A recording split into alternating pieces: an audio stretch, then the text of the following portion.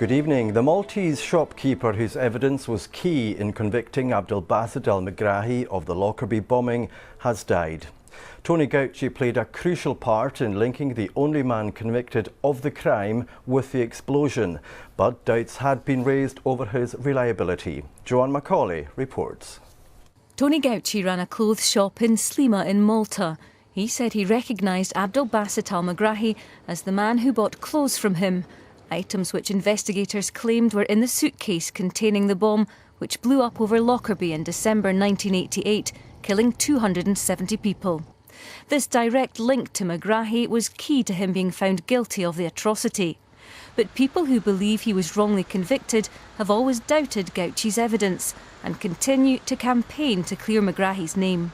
I think that he distorted his evidence by saying that that guy looks a lot like him, and the way in which he modified his response to the various photo opportunities he was given by the Scottish police to do what he did.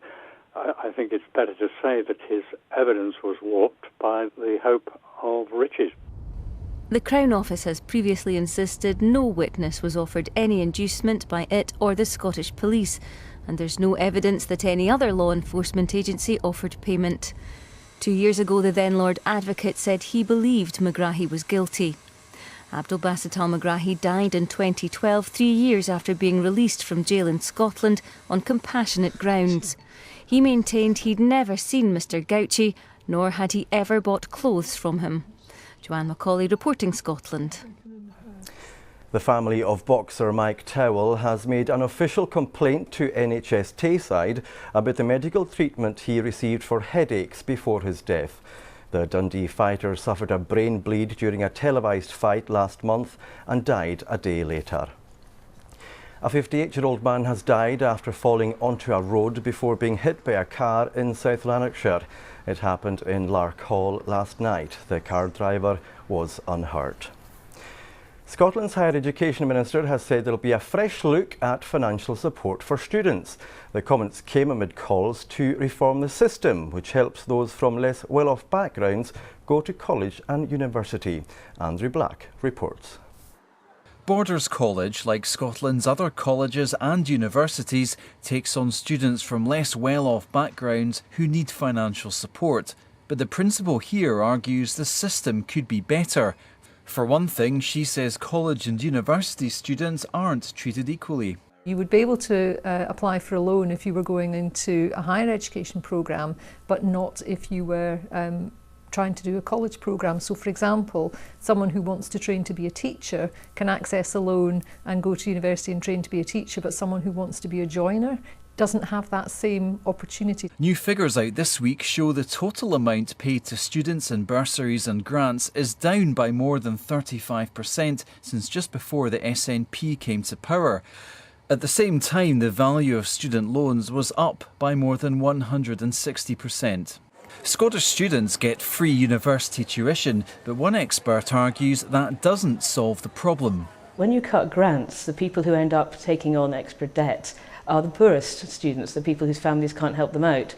So the more you push your money into fee subsidies further up the income scale, the less money you have to help people further down the income scale from having to take out larger student loans. The government recognises the concerns.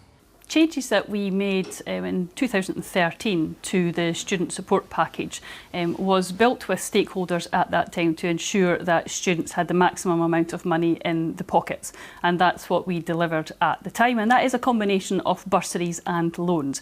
And I know now that stakeholders have concerns that that balance has not reflected well on students. Ministers have now launched an independent review into student support and say they're committed to giving everyone access to education. Andrew Black, reporting Scotland.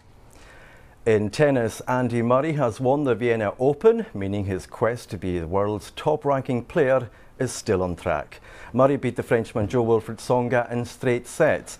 The Scot will replace Novak Djokovic as world #1 if he wins the Paris Masters a week today, as long as the Serb doesn't reach the final. Over to Judith now with the weather forecast. Thank you very much, Alistair. It was very mild today. We saw 17 Celsius for Braemar, 7 degrees above the average for this time of year. Now, as far as the next few days are concerned, this weather front introducing rain across the north, gradually sinking southwards during tomorrow and Tuesday night, but behind it, this is the key ingredient, colder air sweeping in from the north, meaning things turn a lot colder than we've seen of late.